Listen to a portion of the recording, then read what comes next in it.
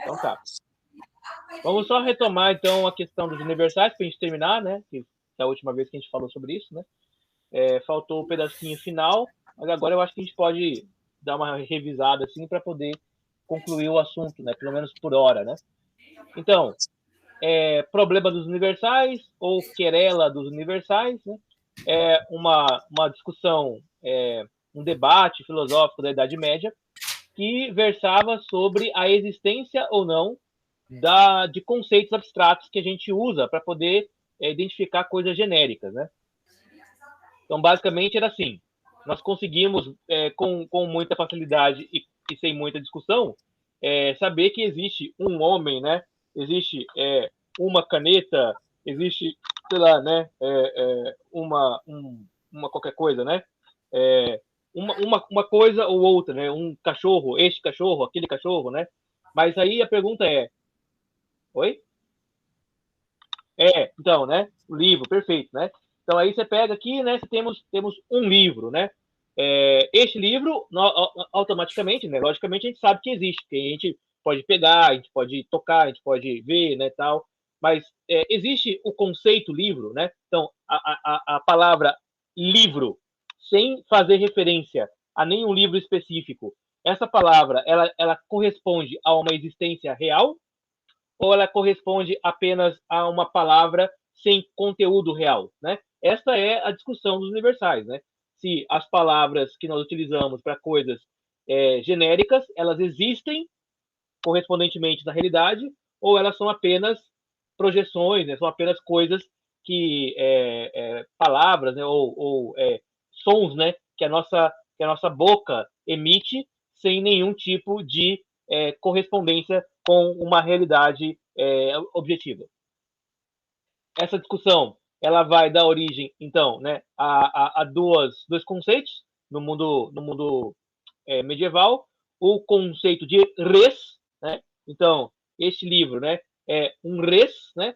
E o conceito de vosses. Vosses, então, é o livro, né? Este livro. Este livro, então, que eu estou dizendo, é, é, ele é correspondente a essa res. Agora, se eu tirar essa res aqui da minha frente e disser, olha, vamos falar sobre o livro, né?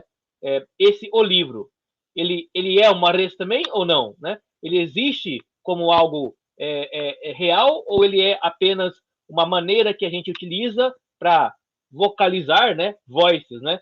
Vocalizar alguma coisa que a gente não encontra na realidade de fato. Esta é a discussão. É uma discussão de fundo gramatical, né? Gramatical, que foi estudada durante a Idade Média a partir da obra de um escritor grego chamado Porfírio, que teria, acho que ele é latino, né? O Porfírio é latino, né? Não, Porfírio é grego, perdão, Porfírio é grego. O Porfírio, ele fez um comentário às obras do Aristóteles, a uma obra específica chamada Das Categorias, né? E essa obra foi traduzida para o latim pelo Boécio. E nessa obra do Porfírio, que é o comentário que ele fez à obra do Aristóteles, que chamava-se Isagoge, ele já lança essa questão: será que aquilo que nós falamos, né, e que não tem correspondência no mundo material, existe de fato em uma outra realidade? Se existe, tem corpo? Se tem corpo, onde que está o corpo? Onde que está essa coisa, né? Então, são perguntas que o Porfírio levantou, que o Boécio traduziu, e que agora há tentativas de resolução dessa questão.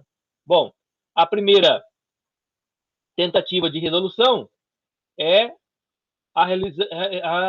cadê? Aqui. A resolução dos realistas, né?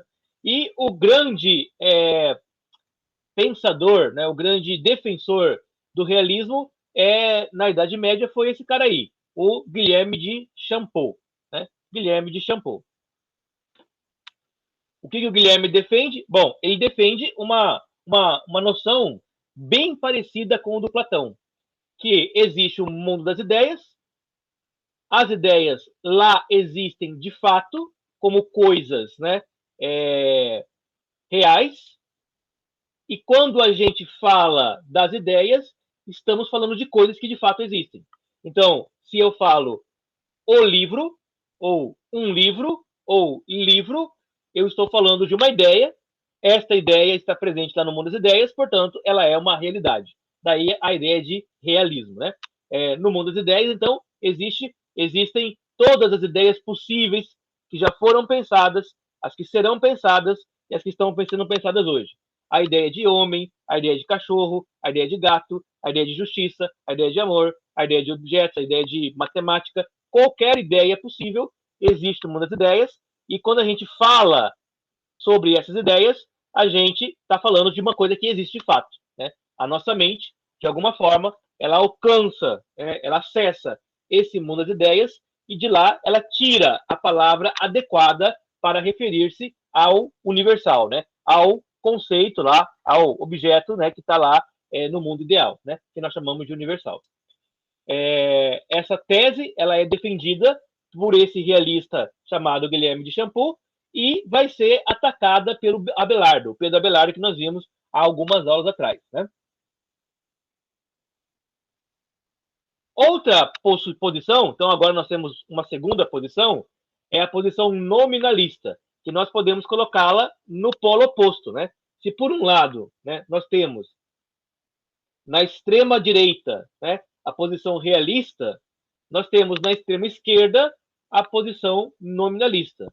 Eu coloquei esquerda aqui porque ela é mais próxima mesmo de uma filosofia mais relativista, uma filosofia mais ligada, né, ao materialismo e tal, que hoje a gente entende ser assim um pouco mais ligado, né, à questão da esquerda mesmo, política, né?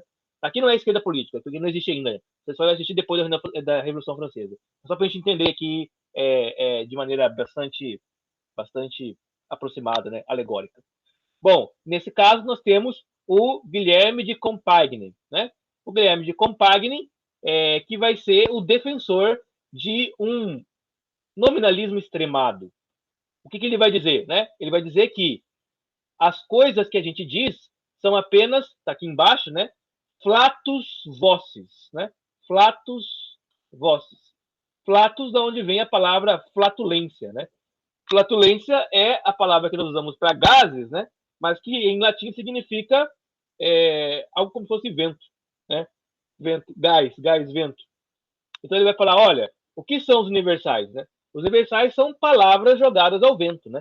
São palavras que não representam nenhuma realidade de um mundo das ideias, né? De um mundo platônico, de um mundo racional, inteligível, e apenas são expressões que a nossa boca produz, né? Nossa articulação produz para expressar uma noção completamente abstrata, né? Uma noção que não existe de fato.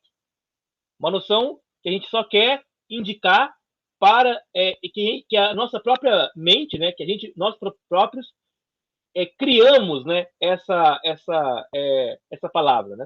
Então, se eu falo, por exemplo, a palavra pato, né? Pato é apenas a junção de duas sílabas, né? Com duas vogais e duas consoantes, que eu utilizo para identificar genericamente um dado animal que possui penas, bico, patas, com determinadas formas específicas, né? Mas então, uma palavra que eu inventei, ela não existe, ela não se refere a nenhum pato específico, né? E aí, quando eu aponto para um pato, ele está entrando, Bolino. E aí, quando eu aponto para um pato, ou este pato especificamente, eu estou me referindo, usando aquela palavra genérica, para me referir a um ser específico. Nesse caso, o ser específico existe, né? Este pato existe. Agora, pato não existe, é só uma palavra que eu inventei. Neste caso, então, nominalista, todas as palavras que os homens usam são palavras que os homens inventaram para se referir a coisas, tanto objetos físicos claramente definidos, né, na sua frente, como há conceitos que nós criamos e que não existem por si mesmos, né? Nós criamos, né? E essa é a grande diferença entre nominalistas e realistas. Para o realista, os conceitos, os universais, né? As ideias, elas existem por si próprias e cabe ao homem apenas alcançá-las, né? Apenas conhecê-las. Para o nominalista, a realidade dos universais não existe. Nós é que criamos apenas palavras para nos referirmos a coisas genéricas, uma vez que a gente tem liberdade de fazer isso, e ao criar essas palavras, a gente cria um conceito que não tem nenhuma correlação com a própria realidade. E aí, então, aqui embaixo, a gente vê, trata-se de uma forma muito arcaica de um certo materialismo, né? Já que a razão torna-se incapaz de intelecção dos universais. Então, eu chamo pato de pato, e se eu quiser mudar a palavra de pato para capivara, e eu puder convencer as pessoas de que pato não pode ser mais pato, pato tem que ser capivara, você consegue fazer esse convencimento. Afinal de contas, pato não existe, capivara não existe, são só duas palavras que a gente inventou para identificar alguma coisa e a gente pode trocar o sentido a hora que a gente quiser, né? Não a hora que a gente quiser, claro, porque tem que convencer a galera a concordar com isso, né? Mas é isso, né? Então a ideia não existem coisas absolutas, coisas objetivas em termos de universais. Isso aqui é um problema sério em vários pontos, né? Porque se não existem universais, não existe a ideia de justiça, a ideia de amor, a ideia de bondade, a ideia de equidade, não existem conceitos de moral, não existe ética, tudo é construído, tudo é criado por homens, né, por pessoas que convencionam dar nome àquele dado tipo de comportamento e a partir daquele momento, aquele comportamento ele é aceito ou desaceito, né? Ele é desvio ou ele é norma, né? A gente diz assim, olha, os pecados que estão na Bíblia, né? São pecados porque são pecados ou são pecados porque a gente diz que são pecados, né? Qual que é a questão, né? Se são pecados porque são pecados, nós estamos muito mais próximos da ideia realista. Se são pecados porque nós dizemos que são pecados, estamos muito mais próximos da ideia nominalista. Se são pecados porque eu digo que são pecados, eu posso desdizê-los, né? Eu posso, uma hora, determinado pecado poderá deixar de ser, basta que eu mude a forma nominal dele. Se eles são pecados porque são, ainda que eu chame de outra coisa, continuará sendo pecado do mesmo jeito, né? Então, essa é a discussão entre nominalista e entre realista. Tá claro isso para vocês?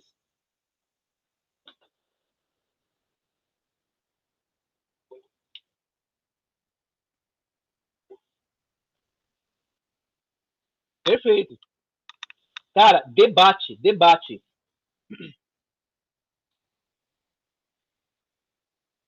Perfeito, perfeito, né?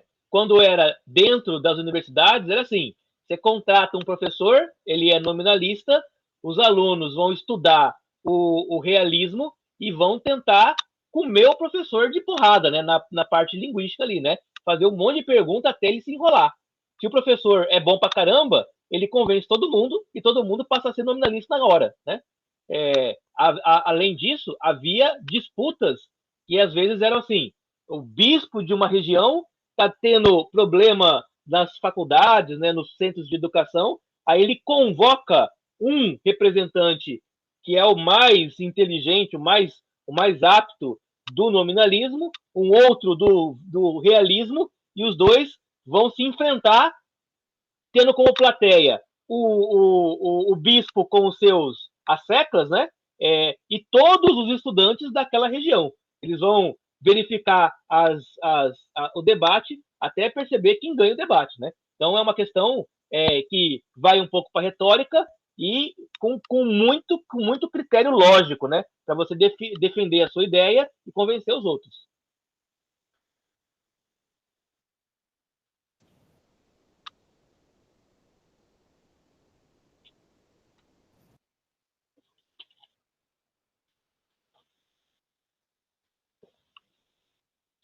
É. Uhum,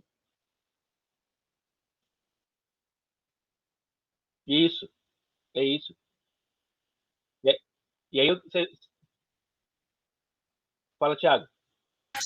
Zac, deixa eu ver se eu entendi, então. Tentar formular aqui. Vamos lá. Fala. Eu dou nome a algo quando eu conheço esse algo, né? Então eu olho, por exemplo, um pato que não tinha o nome de pato, aí eu escolho dar nome para ele. Aí eu coloquei o nome de pato. Então essa é uma questão. Porém, esse nome que eu dei a esse pato, eu dei porque eu escolhi, tá? Só que tem coisas que já são definidas como seres. Então, que nem tu deu o exemplo. Não tem como mudar um ser de um triângulo. Um triângulo, ele tem 3 ângulos. Então, eu não posso chamar ele de quadrado. Por quê? Perfeito. Porque o nome quadrado não representa o ser que é o triângulo. Se nós formos até analisar, o nome de Deus não é Deus. Porque se ele recebeu um nome, ele não é Deus. Porque ninguém pode nominar aquilo que é inominável. Então, Deus que não é Deus, né? A gente só fala porque a gente tem que se expressar de alguma forma.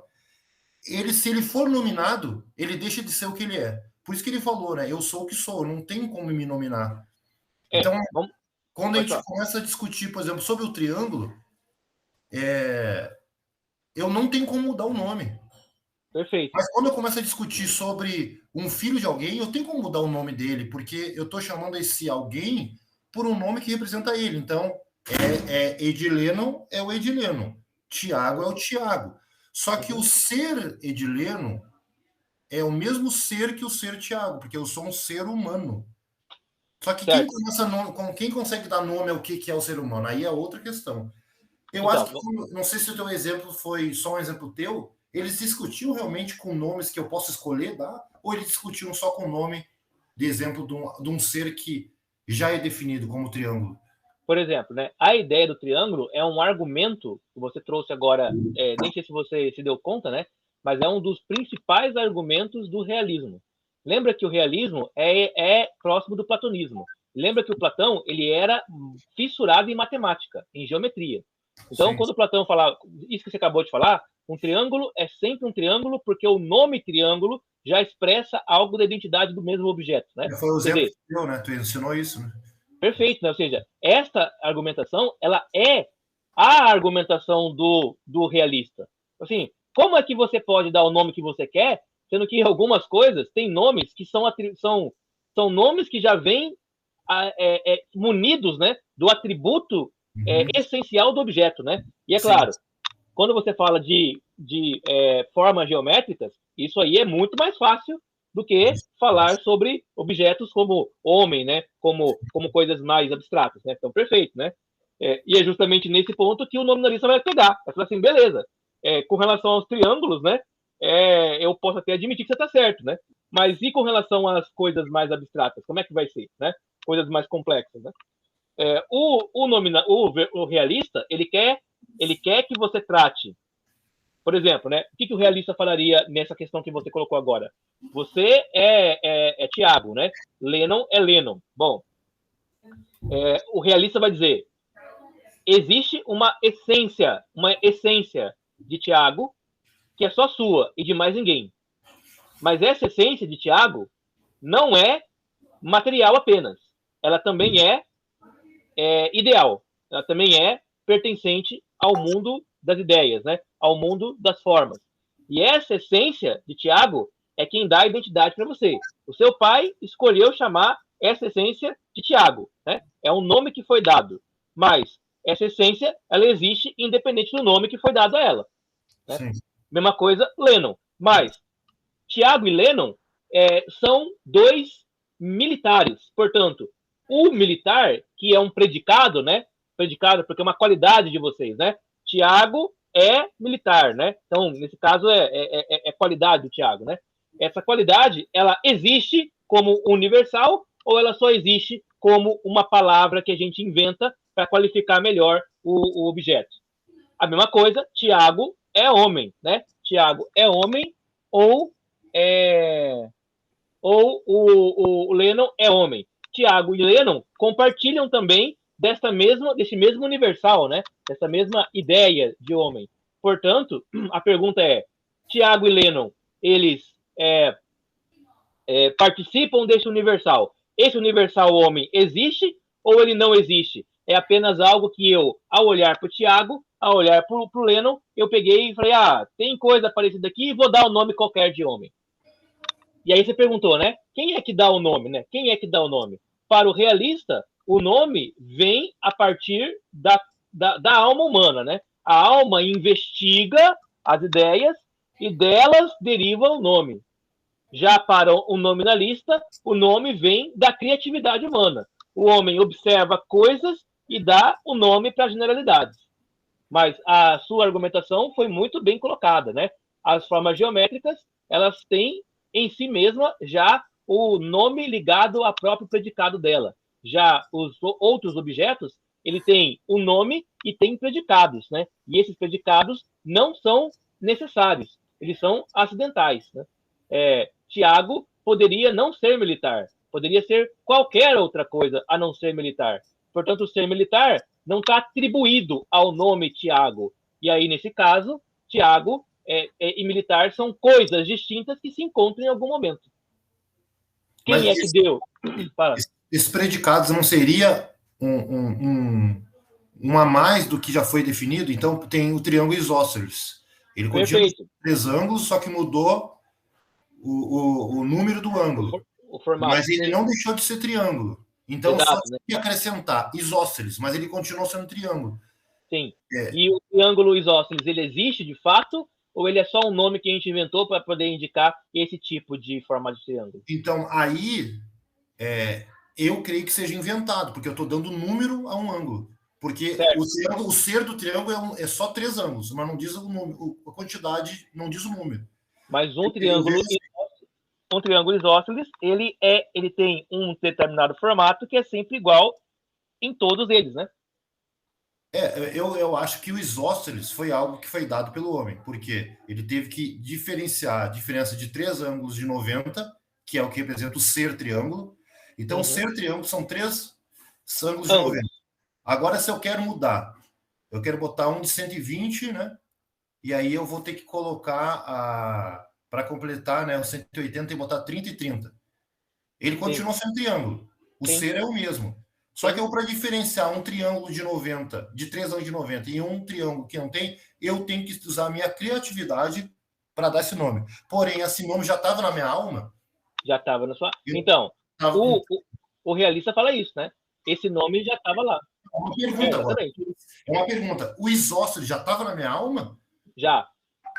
Para o realista, já. Não, mas qual é o certo para vocês? O realista não. Tá perguntando... Agora eu quero debater. Porque, assim, eu acho que o ser humano foi o que Deus disse, ó, pegue o animal e dê o nome que você quiser. Só que o animal já existia, foi Deus que o criou. Só que ele deu a liberdade para o homem dar nome. Isso não foi. Não, mas essa a discussão que nós estamos acontecendo, né? Para eu entender. Então, a discussão é essa. O isósceles está na alma ou não está? Mas ninguém discute do triângulo. O triângulo ninguém discute. Nem o nominalista, nem o realista. Eles sabem não. Acho que provavelmente não chega. Quando chega nesse ponto, você tem um problema ali, né? Que assim, o nominalista ganha vantagem, né? Perdão, o realista ganha vantagem, né? No triângulo, né?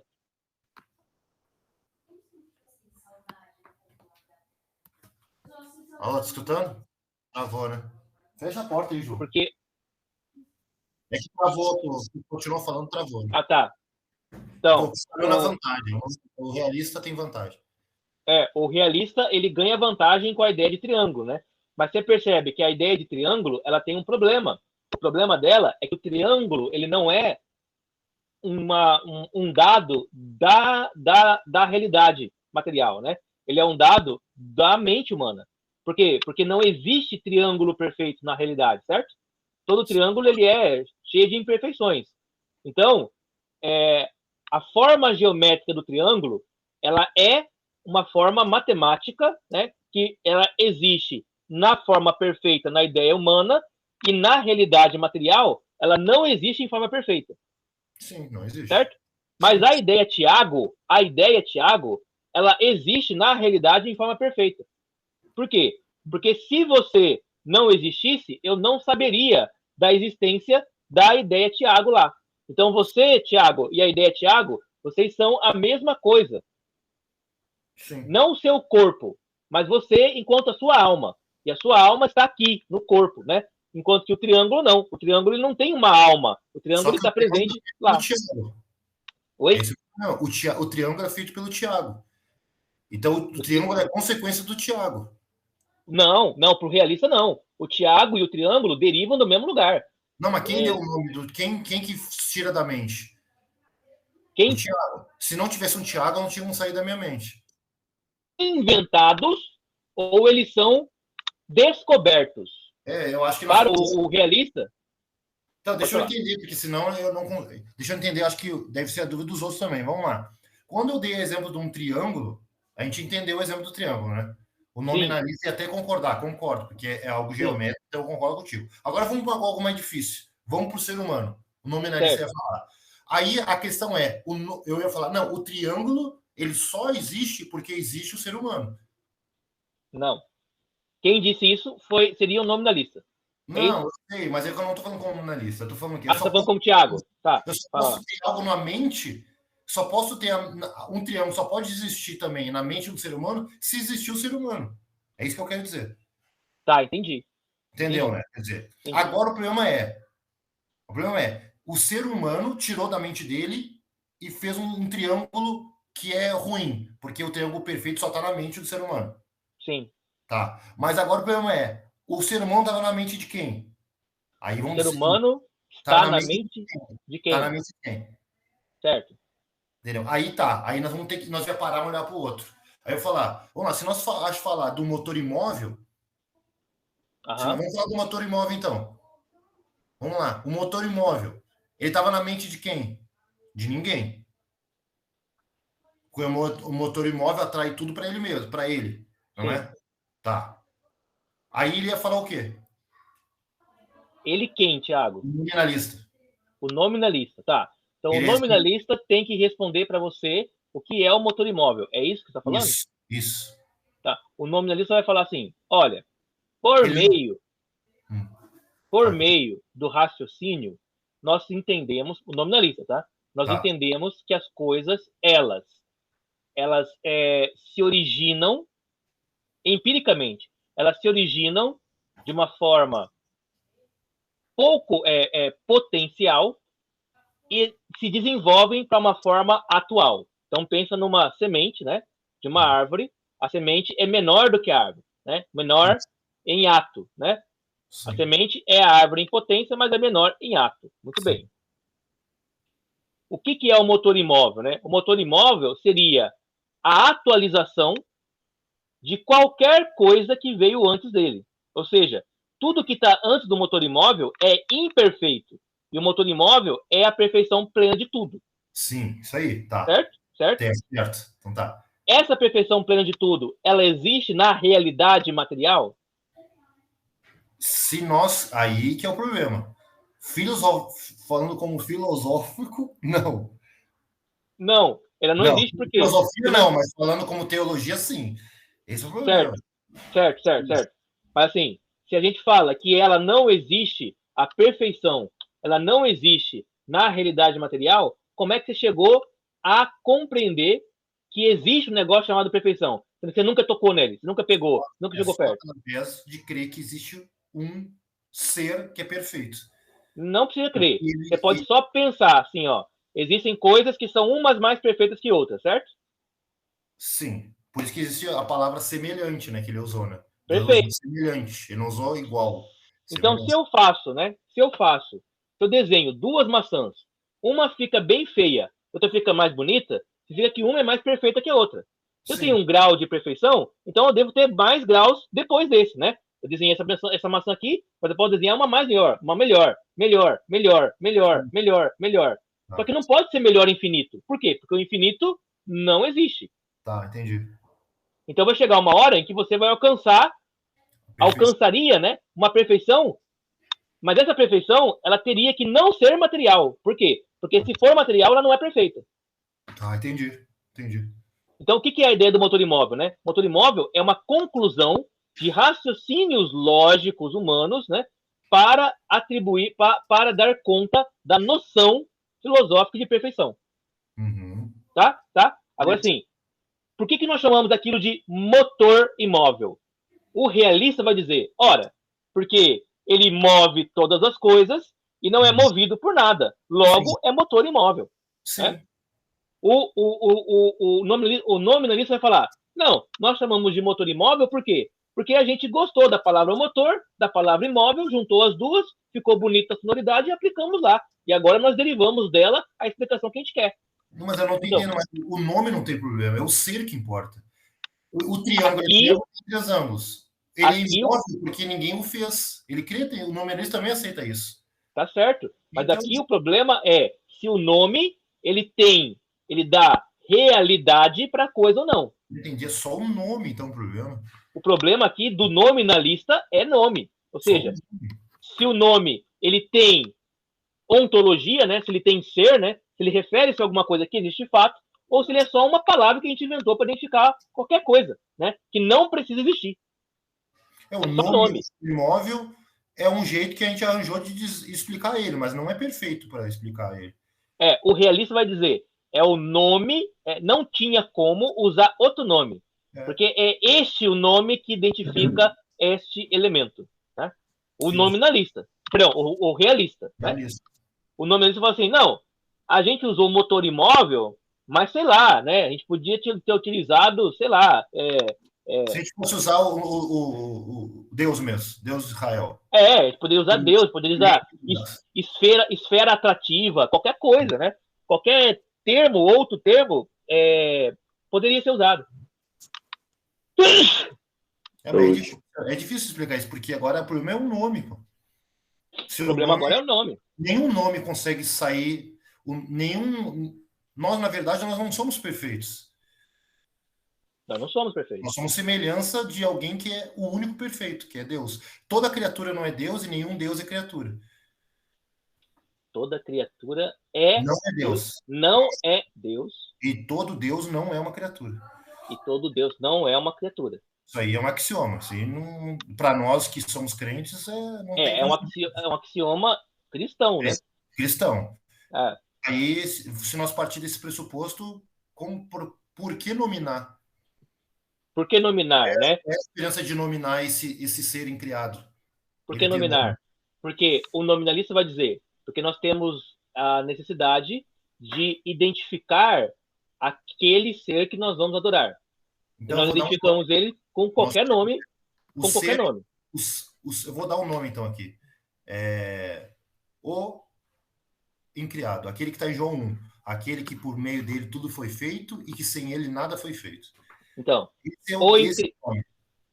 o incriado é um nome apropriado para se referir a este Deus, né? Sim. Agora, esse nome foi eu que inventei ou foi eu que descobri? Eu inventei porque é a única forma que eu consigo de expressar o ser dele. Se você inventou, você é nominalista. Não é que inventei, é que eu tive que inventar para dizer, porque não tem nome. Se você inventou, você é nominalista. Se você teve que fazer um trabalho mental para chegar à conclusão de que ele é o incriado e outro nome não pode ser colocado no lugar desse, então você é realista. Então é realismo que eu tô falando. Por quê? Porque você colocou incriado. Eu posso dizer criado. Né? Mas criado não é apropriado, né? Mas se não é apropriado por quê? Porque não diz respeito à ontologia do ser. Vocês entenderam isso? Entendeu isso? Vocês entenderam? Pô, agora eu não estava entendendo, então. Se eu não tivesse perguntado, ia me lascar. Não entendi. Obrigado, professor. Agora entendi. Agora entendi.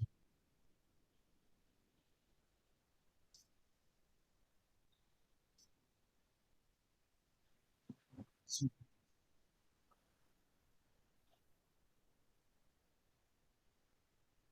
Vai existir. Tá perfeito. Obrigado. Hein? Seria como ideologia de gênero também? O pessoal fala, agora eu me sinto Perfeito, assim. Você está pegando agora uma coisa moderna, né? Que é a ideologia de gênero, usando esta reflexão que é medieval. Né? Como as pessoas estão falando, eu me sinto agora um macaco, agora eu me sinto a mulher, ou mais ainda, né? Então, mais complexado, né? Me sinto, sei lá, cada coisa que a gente vê hoje em dia. E aí você fala assim, mas você não é uma mulher, você é um homem, né? Quando você faz isso, você está falando realismo, ou seja, não posso atribuir a você uma característica que não condiz com a realidade universal que te dá a identidade. Sim, O nominalista fala, não, mas a identidade não existe lá. Ela é criada pra gente. A identidade não existe. A gente que criou a identidade. Então, a discussão de ideologia de gênero, ela é uma discussão nominalista do mundo moderno. Uhum. Entendi, Discussão obrigado. de raça, de gênero, né, de qualquer outra coisa, né? Perfeito. Agora entendi, agora ficou claro. Então você vê que não é um problema que ficou lá atrás, né? Lá atrás o problema era absolutamente abstrato, né?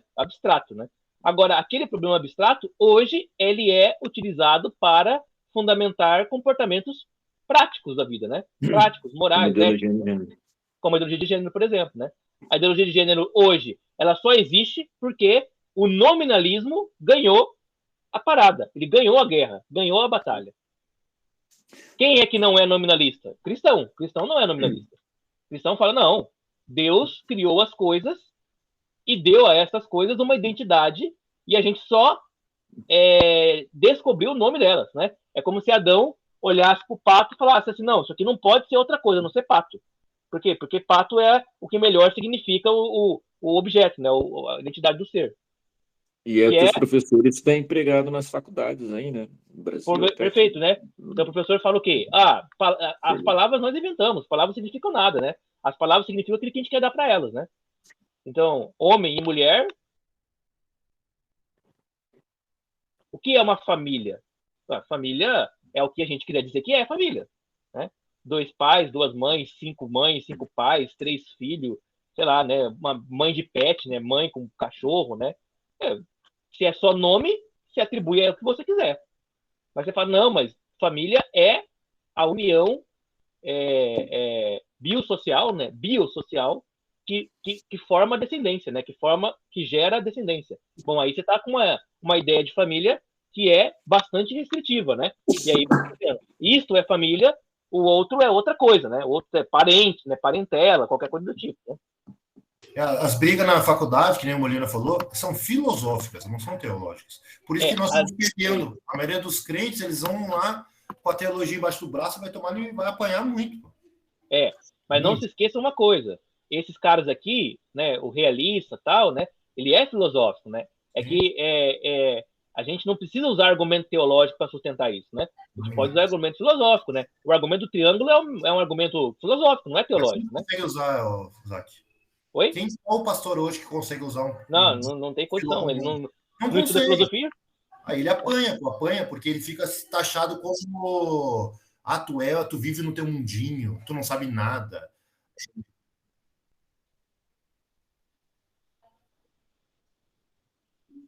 Sim, não é. Filosofia, a teologia sem filosofia, ela... Aí você vê, né, como que ela fica... Explicar.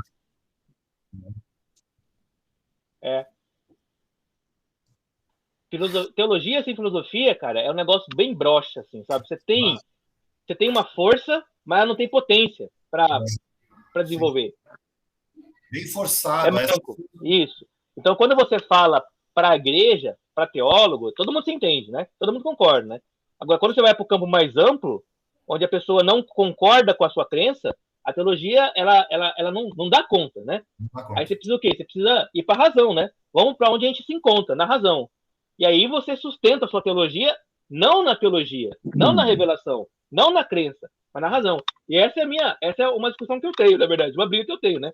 Por quê? Porque eu, na minha percepção, a teologia, ela é um tipo de ciência, certo? E por ser um tipo de ciência, é uma ciência discursiva, né? É uma ciência da gramática, é uma ciência das palavras, né?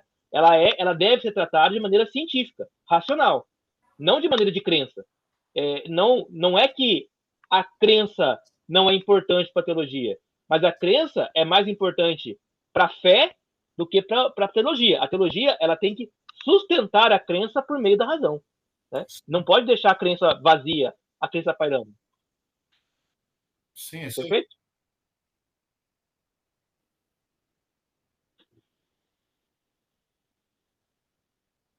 Sim.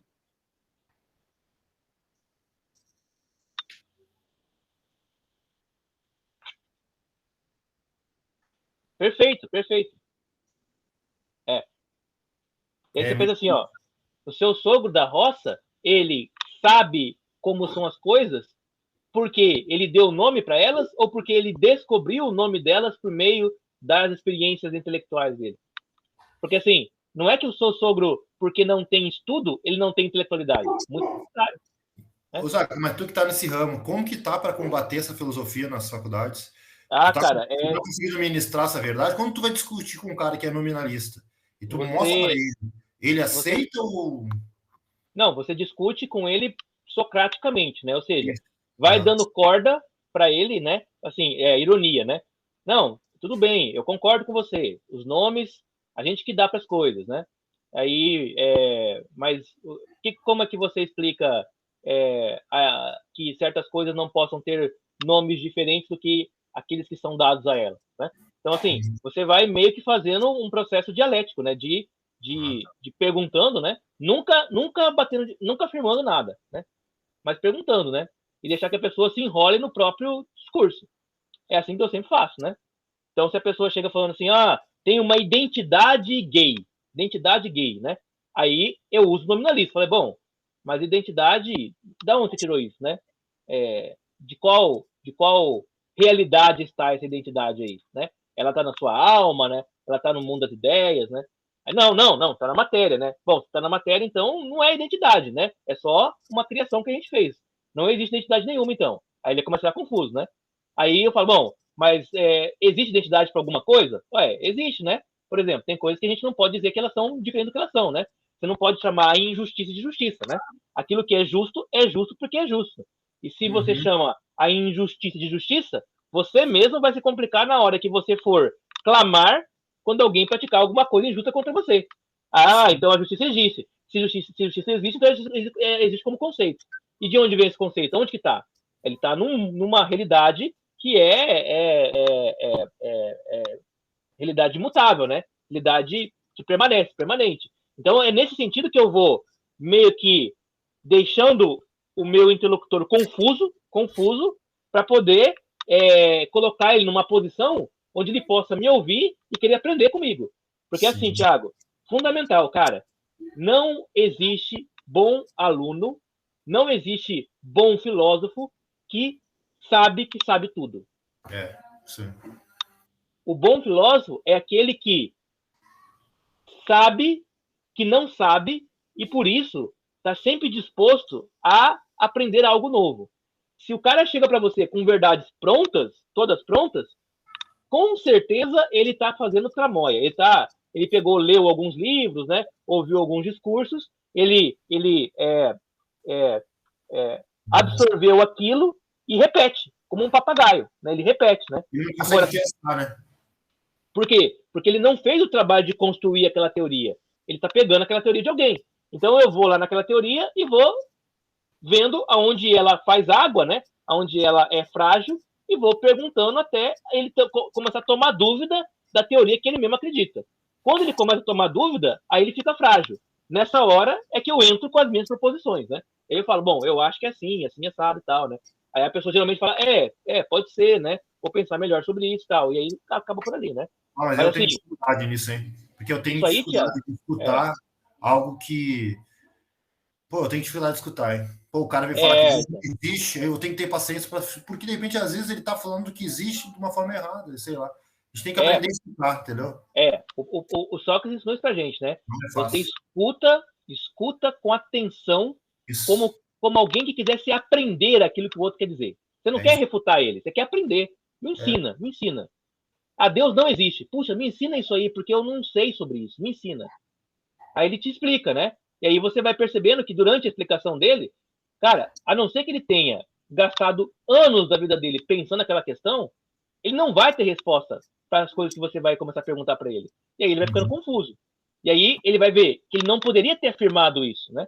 Ele poderia ter dito assim, olha, na minha opinião, até onde eu sei, né? Eu acho que Deus existe, mas eu estou disposto, né? Mas quando o cara chega com muita certeza assim, cara, só dá corda que é que nem, a gente fala, né? Que nem bezerro, né? Você dando corda, uma hora você, né? Pega e o bichinho cai todo esbaforido no chão e você fala assim, aprender a não correr demais, né? Vai mais devagar. Ah, entendi. Pô, ficou bom. Então, justiça, triângulo, são bons exemplos para nós justiça, perfeito, né? Justiça, amor, triângulo, fala amor, né? Amor é uma palavra que a gente inventou para definir determinado comportamento. Fala, bom, então eu posso dizer que o marido que bate na mulher ama a mulher. Ué, se é só uma palavra que a gente inventou, eu estou atribuindo a palavra a qualquer coisa. Se amor se não há um conceito de amor que é um conceito universalmente válido, então qualquer coisa cabe nesse negócio aí. Qualquer coisa. E aí, é claro, né? Você não pode admitir um negócio desse. Por quê? Porque é inconcebível, né? Aí você começa a ter problemas de sustentar o argumento frente à realidade da vida. Sim. É isso aí.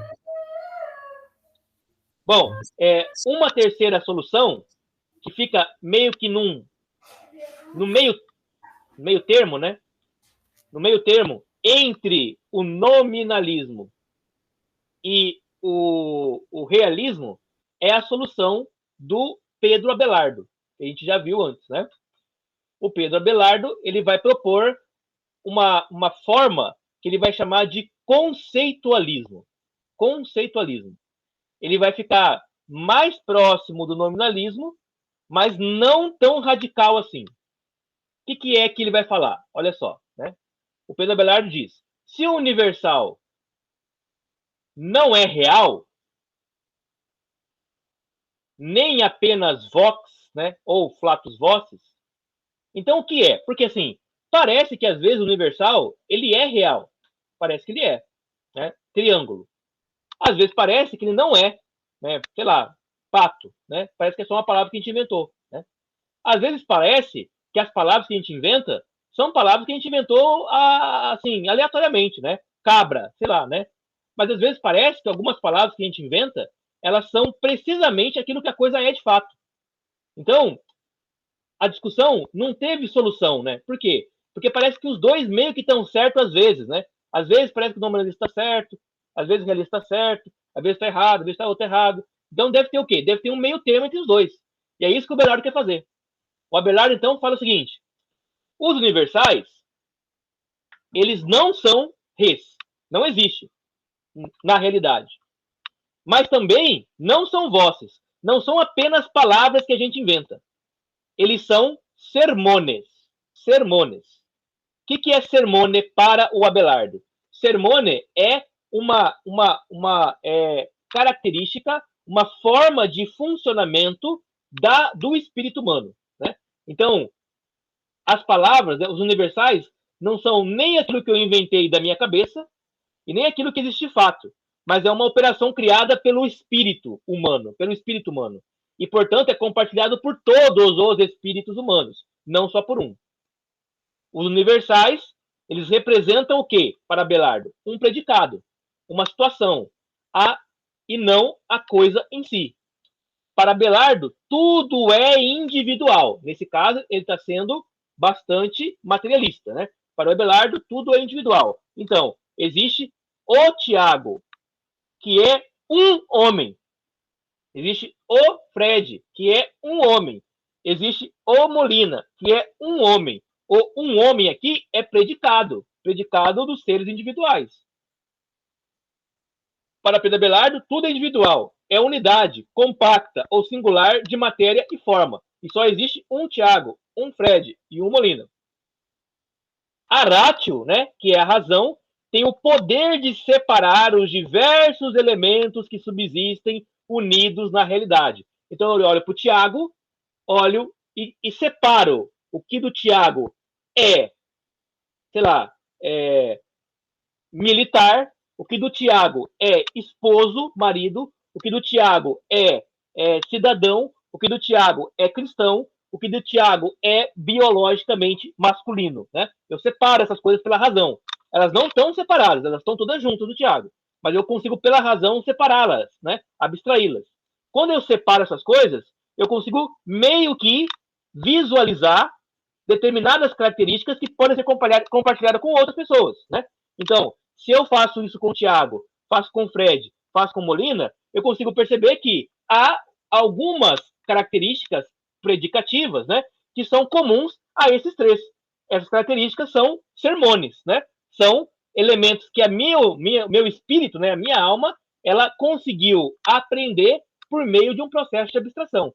Elas não existem separadas do homem. Elas não existem apenas nas palavras do homem. Elas existem nos próprios homens e podem ser separadas por meio da operação mental da razão. Aí ele vai falar, analisando e comparando os diversos seres, né, Tiago, Molina, Fred, singulares, no processo cognitivo, abstrativo, ou seja, né, na minha intelecção, Aráquio está em condição de captar, entre os indivíduos da mesma espécie, um aspecto peculiar que eles compartilham, né? Então, quando eu digo, olha, Tiago, Molina e Fred são homens, é porque eles são seres da mesma espécie. Eu consegui perceber isso porque a minha mente foi capaz, né, de compreendê-los, de categorizar características deles e de, com isso, agrupar características em comum. Quando eu pego Maria, ela tem uma característica que os outros três aqui não têm. Portanto, ela tem que ser alocada em outra espécie, né? É outra espécie de coisa. Maria é da mesma espécie humana, mas é de espécie diferente de gênero, né? Tem o gênero masculino, o gênero feminino, mas a espécie humana é a mesma, né? E assim você vai fazendo essas categorizações, né? Por meio daquilo que a gente chama de taxonomia, né? Que são características das coisas. Daí, essas características se tornarem conceitos, né? Conceitos que não existem por si mesmas, mas existem ligadas, né? Ligadas com as coisas em si. Aí você pergunta, bom, mas aonde que está, por exemplo, conceitos que não são conceitos materiais, né? Por exemplo, a ideia de justiça, né? Aí o Abelardo vai falar assim, olha, você tem que olhar o comportamento das pessoas. 1, 2, 3, 4. Nesses comportamentos, você vai conseguir classificá-los entre comportamentos adequados e inadequados. Entre comportamentos que expressam melhor a ideia de justiça e comportamentos que não expressam essa ideia. É daqui que surge a ideia de justiça. A ideia de justiça é um sermone. Não é nenhuma ideia real e nem apenas uma palavra. Ela é a abstração que a mente faz de algo que existe, mas que tem que ser depurado por meio de processos intelectivos. Isto forma o que o Abelardo chama de similitudo, né? Similitudo, ou status comunes, né? Aquilo que é compartilhado entre os vários objetos, né? Captado pelo intelecto, onde se baseiam os conceitos universais. Estes não nos dão a forma própria de determinados indivíduos, mas somente a imagem comum de uma pluralidade de indivíduos, né? Estes, vamos mudar de novo, né? Estes não nos dão a forma própria e determinada dos indivíduos. Então, eu olhei para o Tiago, olhei para o Fred, olhei para o Molina, tirei a ideia de homem, mas a ideia de homem não é a forma própria do indivíduo Tiago. A forma própria do indivíduo Tiago é Tiago. Homem é apenas uma característica, é apenas um sermone, né? Que compõe o ser do Tiago. Mas, quando eu pego a palavra homem e derivei aqui, eu tenho uma imagem comum que dá conta de vários homens individuais diferentes do Tiago, de vários indivíduos, né? Essa imagem comum de uma pluralidade de indivíduos. Desta forma, universal não é arquétipo ideal do tipo Platão, mas sim um conceito significativo obtido por abstração. Deu para entender isso ou ficou muito difícil? Deu para entender. Ele tem que ele analisa a situação em grupos, né? E vai separando pessoas em grupos. Ele analisa o quê? Ele considera o ser humano, né? Só que cada ser humano depende do predicado que tem, ele recebe um nome. É assim, ó. Observando os vários seres humanos individuais, eu percebo neles determinadas características parecidas, comuns. Sim. As características comuns são, na minha mente, separadas, porque eu não consigo separar o Tiago Tiago de homem. Eu não consigo separar isso na matéria, certo? Na matéria. Mas na minha mente eu separo, né? Tem o Tiago aqui e eu tiro do Tiago a característica homem. Essa característica aqui vale para o Tiago, vale para o Fred, vale para o Molina, vale para o Zac, vale para o Leno, vale para vários. Onde que está essa ideia aqui? Ela está no Tiago. Só que eu abstraí ela do Tiago. E quando eu abstraí do Tiago, eu abstraí do Fred, abstraí do Leno, abstraí do Zac. E quando eu abstraí de todos eles, eu percebi que essa ideia que eu abstraí, ela é igual. Ela é comum, ela é semelhante em todos eles. Portanto, a minha mente conseguiu tirar de dentro das coisas objetivas, né, concretas, um conceito.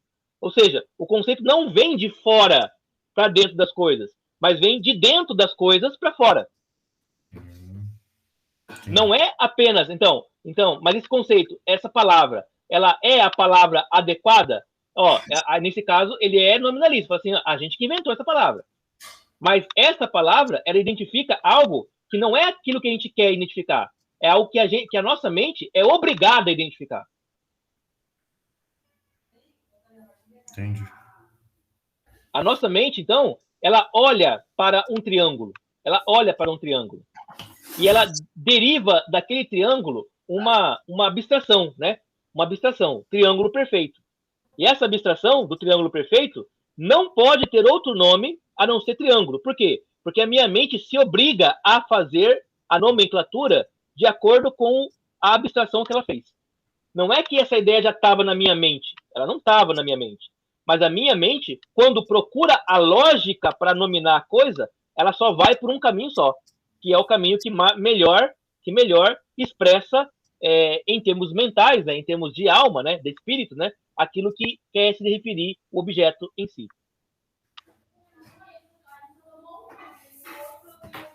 Essa é a posição do Abelardo, que é uma posição intermediária entre o nominalismo e o realismo, né? Que é o chamado conceitualismo. Então, vamos dar um exemplo mais prático, né?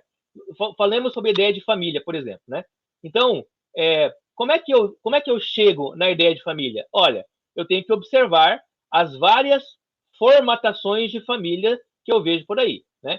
Então, digamos, né, que tem uma família que é pai, mãe e filho, né? Tem uma família que o pai morreu, aí a mãe criou o filho sozinho, né?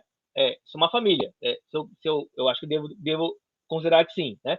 Aí, se eu tenho dois irmãos, né, que ficaram órfãos, né? E esses dois irmãos, eles são a família um do outro, né?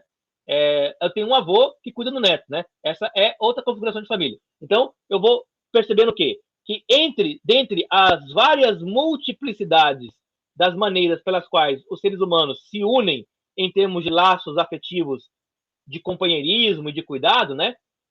Tem algumas características que são comuns. Essa característica comum eu estou chamando de família. Família, então, é essa característica que dará identidade, né? Que é abstraída de cada uma dessas relações em particulares. Por isso, nessa concepção do Abelardo, dois pais, né, dois homossexuais, né, com uma criança adotada, ela pode ser família. Por quê? Porque você consegue pegar, né, este comportamento humano e derivar dele o mesmo conceito que tem um comportamento de pai, mãe e filho. Nesse caso, então, eu consigo pegar o conceito e retirá-lo de várias coisas diversas, encontrando uma certa comunidade de conceitos, né? Comunidade. Família nuclear, pai e mãe hétero, família desarticulada, família qualquer coisa, né? Família homossexual, todas elas têm características semelhantes que as igualam em termos de conceito familiar. Ficou claro isso? Ficou claro, mas eu não sei por que ele explicou isso, porque ele explicou, mas continuou sendo nominalista, na verdade. Ele quis só dar uma abrandada, acho. Né? Veja bem, ele não é nominalista por quê? Porque ele não está dizendo que a gente vai dar o nome para as coisas do jeito que a gente quer. Mas ele vai aceitar o nome que alguém inventar. Por exemplo, ele vai aceitar que dois gays é família também, porque ele botou uma característica, um pacote fechado. Isso, olha assim, você, Thiago, você Você concorda que 2 homens que criam uma criança é uma família? É uma família. Pensando em criação, sim. Por quê? Porque a sua mente observa essa configuração familiar, né? Essa configuração afetiva, e ela não é capaz de encontrar uma maneira de negar que ela tem essa característica. Sim, não tem como negar. Então, logo, não é nominalista, porque não é só uma palavra que eu estou dando de maneira completamente arbitrária. Ela é uma realidade da mente humana que não pode chamar isso de outra coisa a não ser de família. Assim, falando...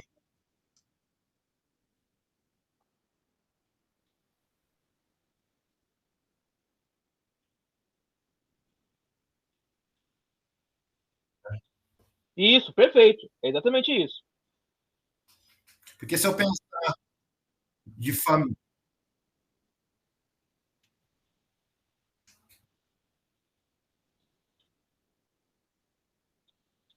Perfeito, perfeito. O que é o ser pai? Pai é alguém que consegue gerar alguém, isso mesmo, que tem filho. Porém, um pai pode criar alguém que ele não gerou. Sim. Eu posso... Por quê? O pai, porque ele faz a mesma função que o pai, mas ele nunca vai ser o pai, da forma de ser. Então, mas veja lá, né? Você está dizendo... pai, que para ser pai, ele tem que gerar um filho. Certo. Tá? Vamos pensar nesse ser. Então, nós vamos pensar como realista agora. Isso é o nome que se dá a pai. Alguém que tem filho. Pronto. Sim. Isso é realismo. Sim. Porém, agora se eu vou pensar, é um nome que eu dei? Não. É o ser de pai. Sim. Tá. Agora tá, vamos pensar do jeito meio termo, conceitual. Mas eu posso pegar agora e dar um nome para um homem que cria um filho e chamar ele de pai? Então, para você fazer isso, tem que fazer o quê? Eu tenho que pensar, eu tenho que separar funções, hein, predicadas.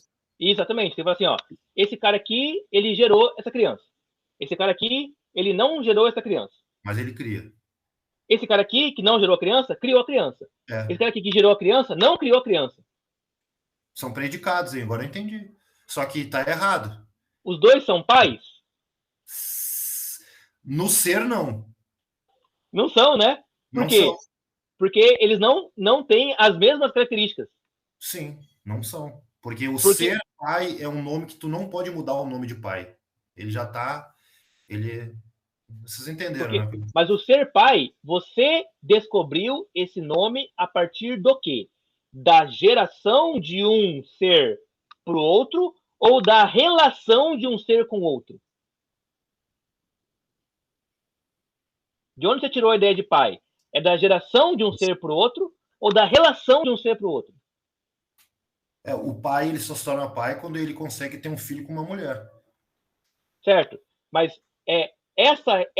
isso já é o suficiente para você considerar essa pessoa pai? Ou tem que ser mais que isso?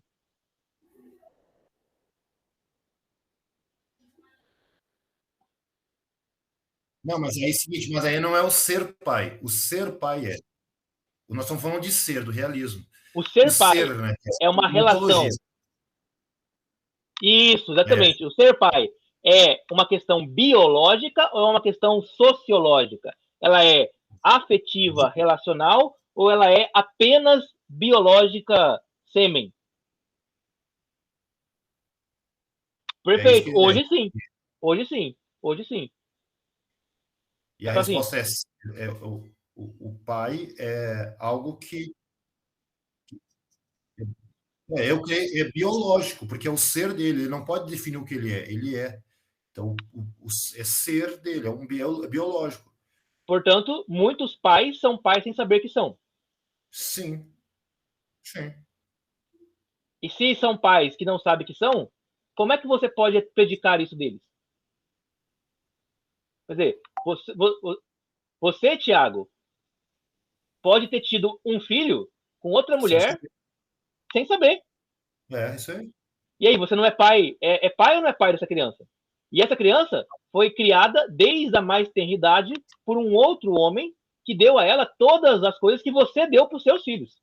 Por isso que aí nós vamos para a família. Aí tu perguntou, mas 2 homens e um filho, uma família, como predicado mas como ser família não é. Pois é. O Abelardo ele vai aceitar o predicado. O Abelardo fala que o predicado é o ser. Não é o ser, é o É o predicado. ser. Não, o predicado é o ser. Isso, relacionamento. Perfeito. Então, se há um relacionamento de pai, é pai. Não é biológico. Não é biológico. Para relação biológica. Aí você arruma progenitor. Fechou.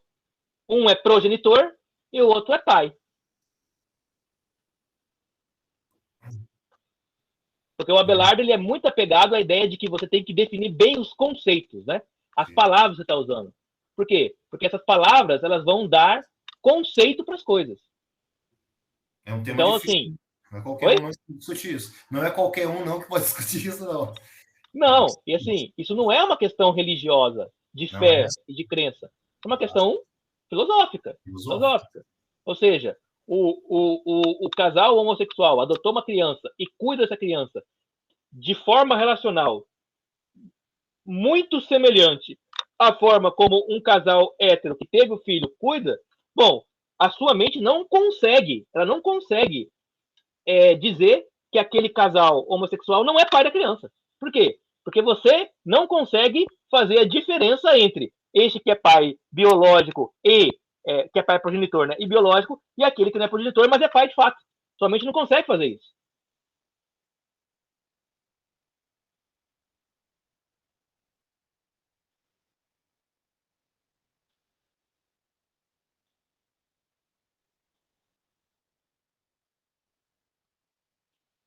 Sim. Sim, sim, sim, sim, sim. O que a gente descobriu, né, com Cristo, né, é que ele nos revelou, né, que Deus é Pai de toda a humanidade e por isso agora eu olho para essa humanidade e consigo ver dentro dela uma característica que eu não via antes, né? Porque o que o Cristo fez então foi o quê? Ele foi iluminar a minha mente para me dar acesso a um conceito que já estava lá, mas que eu não sabia que estava.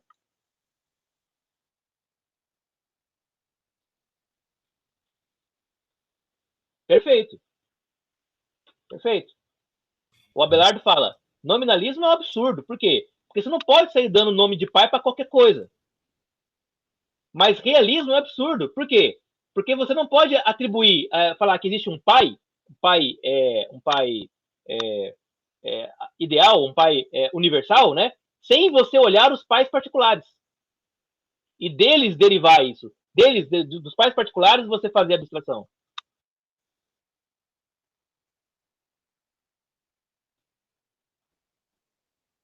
É certo? Então, assim, não é de cima para baixo para Abelardo, né? Não é da ideia vem a coisa, que é platônico, né? Do Abelardo não é assim, é Aristóteles, né? É assim, ó, é das coisas materiais que a gente vai perceber a essência das coisas, a gente vai tirar delas, né, a substância.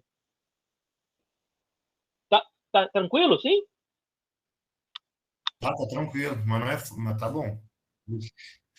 Aí você imagina tem que só ler Abelardo 20 anos isso. E assim, não, os caras passavam a vida discutindo isso, velho. A vida inteira, né? E assim, imagina os detalhes, que a gente tá aqui falando de coisas, assim, grosseiras, né? Mas eles iam na filigrama, no detalhezinho, né? Ele ia na gramática, né? Falava assim, ó, tá vendo aqui, ó, a regra gramatical que forma essa palavra, do radical tal, deriva a outra palavra do mesmo radical, por isso que elas são correlatas. Então, assim, um negócio ferrado, assim, sabe? Usando latim, grego, né? Usando artifícios, assim, super, super sofisticados, né? Que a gente nem tem acesso aqui, porque nem como, né? Mas só pra gente entender isso, né? E aí, então, nós tivemos agora, então, essas três teses, né? As três teses, né? A tese realista, a tese nominalista e a tese conceitualista, que é essa tese meio termo aí do Pedro Abelardo, né? O Pedro Abelardo vai dizer, então, o status comunis, né? Que é essa característica comum, não denota realidade substancial ou essência comum, né? Não denota realidade substancial ou essência comum. O homem como essência para Abelardo não existe. Mas o ser um homem é a condição real e concreta que é comum a todos os homens concretos. Você deu para entender isso aqui, né? Ou seja, o Abelardo está falando assim, ó, não tem homem ideal lá, não tem a essência do homem lá no mundo das ideias, não existe. O que existe é ser um homem. Eu sou um homem. Ele é um homem. Ele é um homem. E desta congregação de homens, eu venho com a minha mente e abstraio a ideia de homem que está ligada aos homens aqui, da matéria. Não está lá vagando no espaço sideral do mundo das ideias, né? O Pedro Abelardo não é um platônico. Não é um platônico. E aí ele vai dizer, bom, o universal é o quê para Pedro Abelardo? É um sermo, que é gerado pelo intelecto, não? Então, o que é o sermone, né? É aquela característica que o intelecto abstraiu, né? Gerado pelo intelecto, mas também o sermone, ele gera o intelecto. Por quê? Porque ele faz com que o intelecto crie novas coisas, né? Crie novos conceitos. Crie não, né? Descubra, né? Então, a cada vez que eu pesquiso algo, né? Então, o Tiago vai pesquisar, sei lá, vai pesquisar família, né? Vai pesquisar família. E aí, o Tiago vai encontrando várias configurações de família. E delas, ele vai gerando abstrações para poder compor o conceito de família. E cada vez que ele compõe um conceito de família mais preciso, o intelecto dele está funcionando para poder diferenciar esses conceitos de outros, que não são família. Então, assim, ele meio que faz com que o intelecto ele funcione, né? Ele coloca o intelecto para funcionar, para ensaiar novas pesquisas, né? Dirá o Pedro Abelardo, o sermone é um conceito, um discurso mental que brota do processo de abstração, mas com bases objetivas. Não é que nem o nominalista, fala, não, você inventou isso aqui, não. Base objetiva, né? Tá lá. A ideia de homem tá nos homens, objetivamente, tá neles, né? Ah, mas é porque tem duas pernas? Não, porque se cortar uma perna, tá lá ainda no homem. Não é a perna, não é isso que garante, mas é alguma característica que a minha mente abstrai. E aí eu tenho que fazer o quê?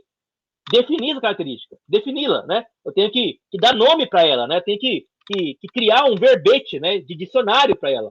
E é muito difícil fazer isso, né? Mas a gente tem que fazer porque é assim que a pesquisa ela caminha, né?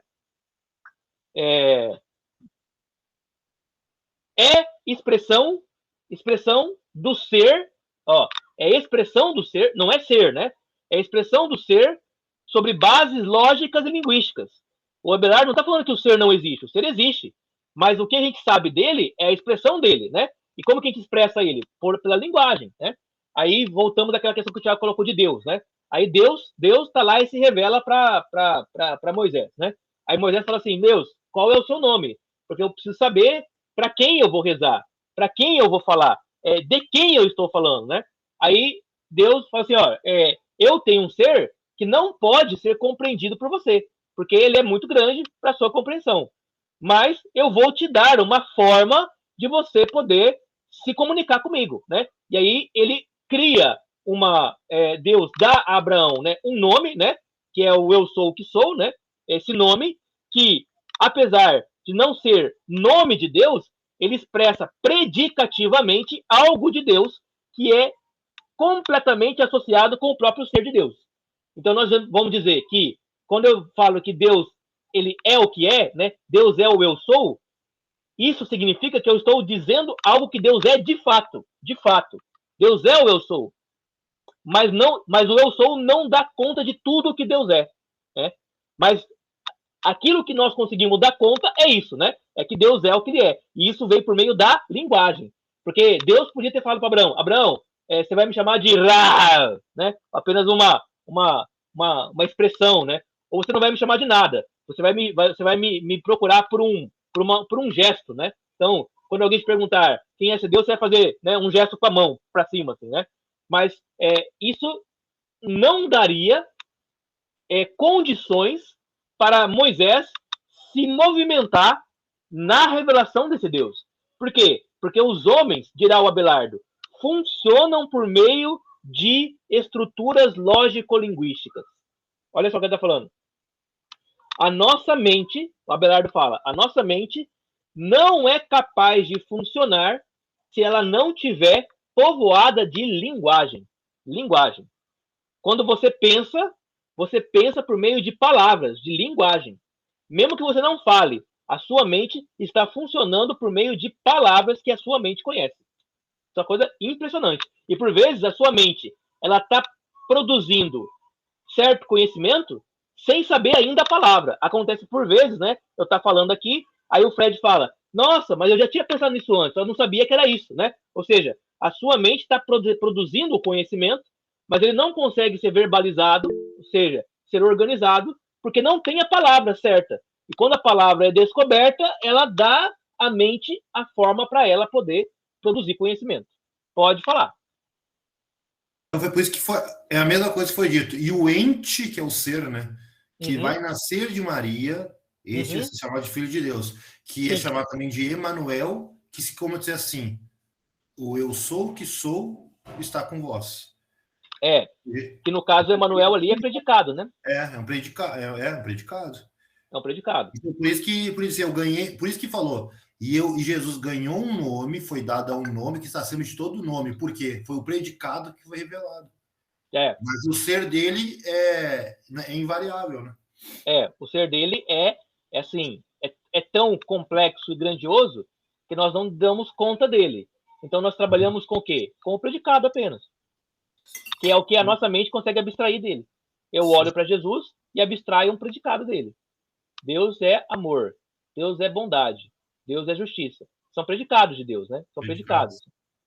Mas, assim, o que Deus é de fato? Aí eu não faço a menor ideia. Por quê? Porque eu não tenho acesso ao ser de Deus. Eu tenho acesso aos seus predicados. Mas os predicados de Deus são o ser de Deus? São também. São também, mas não completamente, né? E aí, bem, a gente vai derivando disso, né? Sim. Oi.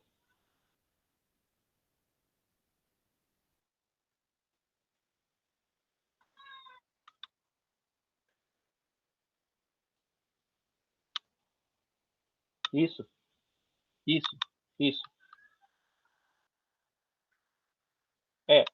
Nos outros, ou o universal está lá já, ou ele é criado. Aqui não. Aqui é a minha mente que produziu, mas não eu. Isso, perfeito. Exatamente, isso mesmo.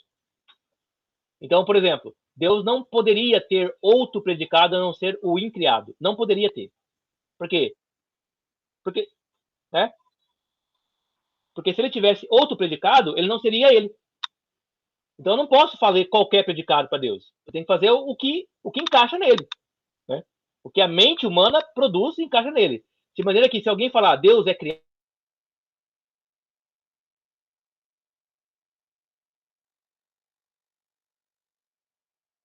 dele é maior que ele. Logo, há um outro Deus que não é esse.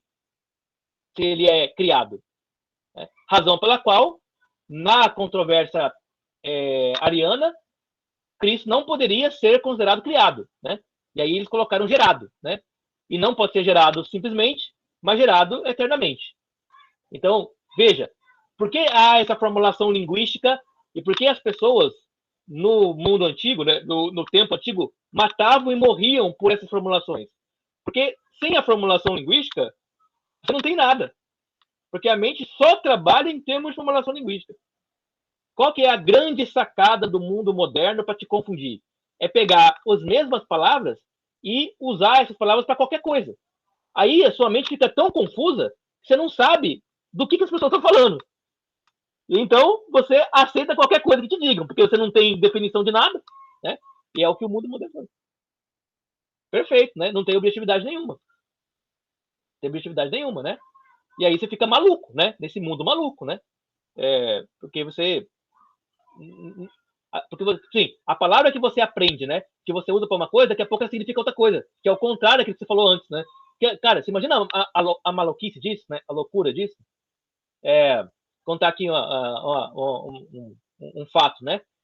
Havia lá na Alemanha nazista, né? Na Alemanha comunista, né? Quando ela foi dividida lá, né? Entre a Alemanha Ocidental e Oriental, né? A Alemanha comunista havia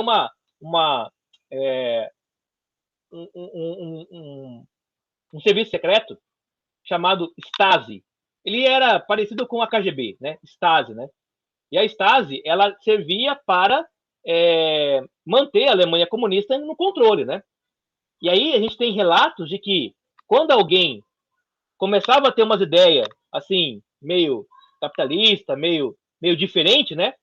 Os caras da Stasi, eles começavam a infernizar a vida do cara da seguinte forma: você saía para trabalhar, entrava o espião no seu apartamento e trocava todos os móveis de lugar, todos os móveis. E deixava tudo do mesmo jeito, assim, trancava a porta e tal. Você chegava em casa, você falava, ué, mas alguém entrou aqui. Só que a porta tá trancada, tá tudo direitinho, ninguém viu nada, ninguém falou nada. Aí você ia dormir, o cara entrava na sua casa durante a noite e trocava as coisas de lugar também. Aí você acordava, ué, mas o que aconteceu aqui? Cara, você ia enlouquecendo de tal forma que você percebia que você fez alguma coisa errada, mesmo sem ninguém falar, entende? O que ele está fazendo aqui? Ele está te enlouquecendo por meio, né, de uma ação, mudando as coisas do seu devido lugar. A mesma coisa você faz hoje com palavra. Você usa uma palavra para identificar uma coisa, mas daqui a pouco aquela palavra, ela significa outra coisa. E aí você fica louco, porque você não sabe qual palavra usar para identificar as coisas que você quer identificar. Você começa a sofrer por coisas que você não sabe usar a palavra para dizer, olha, eu estou sofrendo por causa disso. Não, eu estou só com uma coisa ruim. Você não sabe usar a palavra certa. E aí você fica o quê? Sofrendo eternamente por uma coisa que você não sabe nominar. Quando você consegue dar nome para a coisa que está sofrendo, que faz você sofrer, você consegue lutar contra ela. Mas se você não sabe nem o nome dela, como é que você vai lutar contra isso? Né? Então, olha o quão importante é a noção da palavra, né? A noção da linguagem, né? É muito importante isso, muito importante. Daí a razão pela qual é muito importante para qualquer tentativa de controle social você diminuir a quantidade de vocábulos das palavras que as pessoas têm. Então você vai produzir livros cada vez com linguagem mais simplificada. Vai tirar palavras de uso muito rebuscadas e dizer, não, isso aqui é só para gente intelectualizada, né? É só para gente otária, tal. Vamos falar a linguagem do povo, né? E aí essa linguagem cada vez mais baixa, mais simplificada. E assim você vai fazendo o quê? Atrofiando a mente. A mente não consegue buscar a sua potencialidade. Por quê? Porque ela trabalha com linguagem. A razão pela qual é importantíssimo você ler livros, né? Com linguagem mais rebuscada, porque você dá mais condições para sua mente pensar e produzir mais conhecimento, né? Mais coisas, dar nome para coisas diferentes. Ou melhor, abstrair nomes das coisas mais diferentes, né? Bom, se existem ideias substanciais das coisas, né? Se existem ideias substanciais das coisas, elas só podem existir na mente de Deus, dirá o Abelardo, né? É Deus com D maiúsculo ali, Deus, como arquétipos ou modelos. Então, olha só. Se existe a ideia de homem, essa ideia de homem, ela só pode existir como essência, como substância, na mente de Deus. Na nossa mente, ela não existe. Ela é uma derivação dos homens individuais. Como arquétipo ou modelo, está na mente de Deus.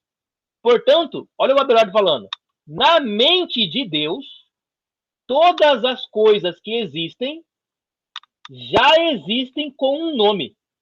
O Abelardo falando. Né?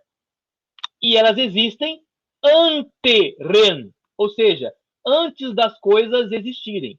Deus já sabe, ele pensou a ideia de homem surgiu na mente de Deus e ela só se materializou no mundo quando Deus falou e aquele arquétipo ele se fez manifestado no Adão.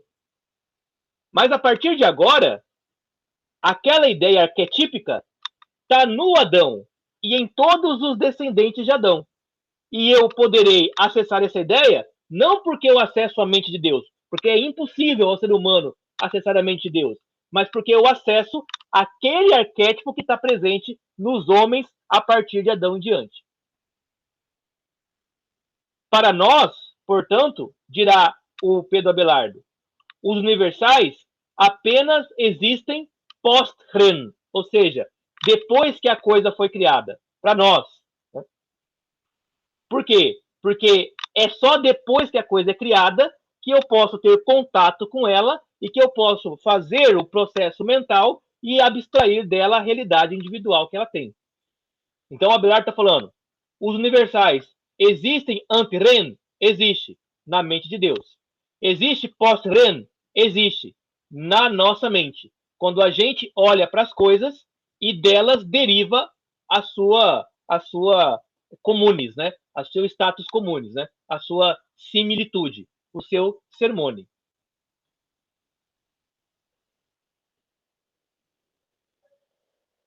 Até aqui, tudo bem? Tudo tranquilo, entendi. O último a dar a última pincelada nisso, a gente vai ver isso provavelmente quando chegarmos a estudá-lo com mais tempo, assim, né, com mais detalhe, né, é o Tomás de Aquino. E o Tomás de Aquino, ele vai assumir uma posição que ele chamará de realismo moderado. Realismo moderado. Essa é a posição oficial da Igreja Católica. Essa é a posição oficial da filosofia cristã conservadora, clássica, tradicional. Né? Tomás de Aquino vai dizer o seguinte: os universais existem como realidades em três formas diferentes. Concordando com Abelardo, ele vai dizer: os universais existem ante Ren, na mente de Deus, como arquétipo, como queria Platão, mas repensado em ótica criacionista. O que ele quer dizer com isso? Né? O Platão dizia que as ideias existem independente das coisas criadas. Mas para Platão, essas ideias eram eternas, incriadas, e por isso divinas, e por isso imutáveis. O Tomás de Aquino, ele vai pegar a ideia de um Deus criador e vai dizer: as ideias de Platão não são ideias eternas, mas são ideias criadas na mente eterna de Deus. Portanto, elas passariam a existir na mente eterna de Deus. Logicamente, se elas passam a existir na mente eterna de Deus, elas são eternas. São eternas, porque estão na mente eterna de Deus. Mas elas dependem de Deus para existir, enquanto que em Platão não dependiam. Né? Enquanto que para Platão, as ideias e os deuses seriam coisas de mesma grandeza. Né? E por isso, numa forma platônica muito extremada, nós poderíamos adorar as ideias, né? Da mesma forma que adoramos Deus. Então, Marquinhos fala assim: não, você não pode adorar as ideias. Por quê? Porque somente Deus é digno de adoração. Mas as ideias não são na mente de Deus? São. Então você vai usar as ideias, não adorá-las, né? Porque as ideias, elas são produto do ser divino. Para Tomás de Aquino, no entanto, os universais existem também in re, ou seja, nas coisas, como forma que estrutura ontologicamente os indivíduos. Olha o que ele está falando aqui. Eu olho para o Tiago e eu vejo a forma, ou seja, a ideia de homem no Tiago. Eu olho para um cachorro e eu não vejo esta forma de cachorro a forma de homem no cachorro. Por que não? Porque ontologicamente o Tiago é homem e ontologicamente o cachorro é cachorro. Eles não compartilham da essência, da estrutura, da forma. Cada um tem uma forma diversa. O Tiago, forma humana, o cachorro, forma animal. É forma cachorral, na verdade. Cachorral, né? O Tiago, humanidade, o cachorro, cachorricidade. Né? Ou seja, segundo Aristóteles, né, seguindo essa lógica, existe uma forma que está por trás dos entes de determinada espécie. Essa forma, ela dá identidade para os entes dessa espécie, estando neles, e não pode ser atribuída a seres de outra espécie. E isso é exigência da razão humana. É por isso que a biologia, ela faz aquelas taxonomias de classificação, né? Então, mamíferos de um lado, aves de outro, répteis de outro, né? São espécies diferentes, né? Aí dos mamíferos tem canídeos de um lado, gatídeos de outro, humanídeos de outro. Então você vai fazendo essas classificações até você chegar no mais restrito indivíduo possível, né? E aí você vai falar, bom, os indivíduos humanos, todos eles são hominídeos, primatas, enfim, né? Homo sapiens, né? Homo sapiens. Essa é a característica que mais é a característica de universal que está in re, dentro dos homens, né? De maneira que quando eu comparo um homem com um chimpanzé, eu não consigo atribuir a esses dois a mesma estrutura ontológica. Homo sapiens é para ser humano, Homo primatus, né? Homo orangotangos, Homo qualquer coisa é para o chimpanzé. O chimpanzé e os homens, eles até compartilham de uma mesma qualidade, às vezes, né? Mas em termos ontológicos, eles estão irremediavelmente separados por uma estrutura que é a essência que está nas coisas, para você não confundir uma coisa com a outra, né? Aí, se você tem hoje, por exemplo, uma mãe de pet, né, que coloca nome de gente no cachorrinho, né, coloca roupa e coloca o cachorrinho para comer na mesa, né, isso é uma maluquice, né? Isso é uma forma de você enlouquecer a razão, né? Porque você começa a misturar as duas taxonomias, né? Você não deveria fazer isso, né? Mas enfim, né? Aí é com gosto cada um. E por último, ele vai falar que os universais também são post-ren, ou seja, também são conceitos mentais, como pensava Pedro Abelardo, como pensava Aristóteles.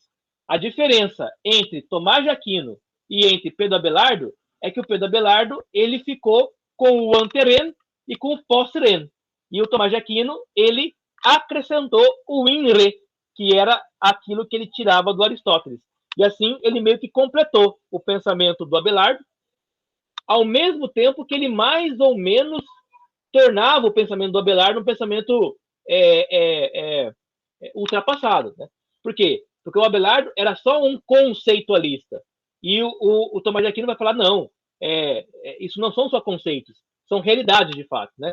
O Tomás de Aquino admite que há uma realidade substancial nas coisas, não apenas só conceitual. Não é apenas um processo mental, é também uma realidade divina, é também uma realidade objetiva, é também um processo mental. Então, o Tomás de Aquino, ele meio que congrega tudo isso aí, né? E aí, assim, cara, o cara é genial, né? Por quê? Porque ele não está tentando escolher um lado da briga, né?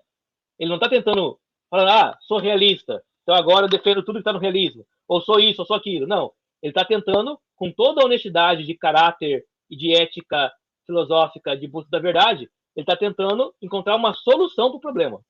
E a solução do Tomás de Aquino é dizer, olha, a solução é um pouco de realismo, um pouco de nominalismo, um pouco de conceitualismo, os três estão certos de alguma forma, e naquilo que eles estão errados a gente tem que abandonar, naquilo que eles estão certos a gente tem que confirmar. E olha aqui coisa interessante, né? Por quê? Porque o Tomás de Aquino diria assim, se há a verdade e aquilo é verdadeiro, não tem por que eu dizer que não é, só porque ele não está no time que eu torço, só porque ele não está de acordo com a teoria ou com a doutrina ou com o dogma que eu acredito. Se está certo, independente daquilo que os times estão jogando. Então, o que eu tenho que fazer? Admitir o que é certo e conjugar aquilo que é certo com aquilo outro que é certo, né? E aí conquistar tudo, né? Equacionar tudo, né? Nesse sentido. Sabe que o Tomás de Aquino, por exemplo, quando vai discutir a ideia de liberdade, né? E de livre-arbítrio e de predestinação, ele fala, parece que tem predestinação, parece que tem livre-arbítrio, parece que tem liberdade, mas parece que não tem também. Por quê? Porque parece que uma coisa anula a outra. Então ele tem que organizar tudo isso para caber dentro da realidade sem deixar nada fora, né? E aí ele cria uma teoria, né? Que é essa teoria de uma predestinação que não anula a escolha humana, né? Você escolheu porque é predestinado, mas ao escolher, você se predestina também. Então, mas isso aí é ilógico. Não, isso aí é a realidade. A realidade, às vezes, não se encaixa tão bem assim. A realidade não é matemática pura. A realidade, ela congrega coisas que parecem ser antagônicas e você tem que deixá-las lá, daquela forma, né? Porque é assim que é, né? É assim que é. A gente não é só uma coisa, né? A gente não é só aquilo que a gente quer ser. A gente também é aquilo que a gente não quer ser. E aquilo que a gente não quer ser, aquilo que a gente quer ser, estão formando o que a gente é.